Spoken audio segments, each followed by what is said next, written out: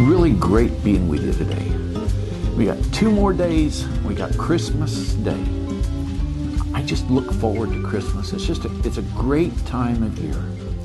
You know, that helping others, doing things for others. And, you know, as I look at this and I lay in bed in the night and I think of so many things that pop in my head. I try not, you know, they just come. They just boom, you know. And last night I was thinking of when I was on the road, and I was thinking my CB handle, which was Pink Panther, and then my co-pilot's CB handle was Bill. And he used to sit over there in the jump seat. He'd wave to people, and he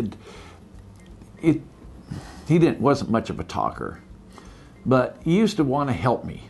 So he helped me chain up the truck a few times and run the forklift. You know, he was really good, you know, running forklift and loading product in the back of the trailer, and even the hand jack, you know, the hand jack fork, you know, little forklifts, you know, you push around by hand. He got pretty close to that, even though he's only kind of short. He's about 4 feet tall, but he got pretty good at that. But you know, I'm posting a bunch of pictures here. Once in a while, Bill would get, you know, here's one, he's kind of tired. Probably overdone himself when he was helping me unload the truck. And other things he'd do is he'd go at the truck stops, he'd get out and walk around, and he would visit with truck drivers. He'd jump up on their running boards and sit and visit with them. And they just loved talking to him. But you know, I've got to tell a real short little story here. One that I have to little laugh about. I had a hot load. I had to leave Hiram, Utah. I had a load of meat on, and the reason it was hot was because I had to get down to the Bay Area. And it had to be there by, I think it runs in my mind, 6 o'clock the next morning, and I was hauling some pigtails. Yeah, squealy pigs. You know those squealy pigs? Yeah, we were a packing house. And what happened was the driver that had delivered earlier, the company didn't put on premium pigtails. They just put on pigtails. And the company rejected them. They didn't want them. And so they had to have them. And so I got in, the company says, hey, we need a hot load. We need it overnight. This was in the afternoon, you know, late in the afternoon. They says, you got enough time to make it? And I says, can you make it? And I said, sure, I can make it. This is back in the old days when logbooks, you know, not like today. You know, you could, so all you had to do is just always had a spare logbook, so you could just pull it out. And well, I decided to go through the backcountry, and of course it was dark at that time of night. So I went back through the deserts, headed across, was going to pick up Nevada, way down by Winnemucca, and then drop over Donner and drop down into the valley. And I figured, because that way I didn't have the chicken houses, you know, in Utah. I didn't have to go through them. And with luck, I didn't have any in Nevada. And California would be the first one, and possibility that early in the morning, maybe they wouldn't be open. But, so I didn't start my logbook, because I didn't want to start this until I got as far as I could. And through the desert, there was nobody out there. Jackrabbits, a few milk cows. Well, there weren't milk cows. There were beef cattle out there ranging. And anyway, I got over there and I jumped on Interstate there. What is it? Interstate 15. Yeah, I think it's 15 through there. No, it wasn't. I mean, it's been many years. But anyway, jumped on there, and we was rolling down the interstate, a bunch of us trucks, and all at once came across the CB that there was old Smoky out there in the center. And everybody, one of us was watching the speed limit. We was running, not quite 5 under the speed limit, so we knew we was doing fine. We had this line of trucks, and of course my truck had all kinds of lights on it. I had lights up my stacks, and you know, it just glowed in the night.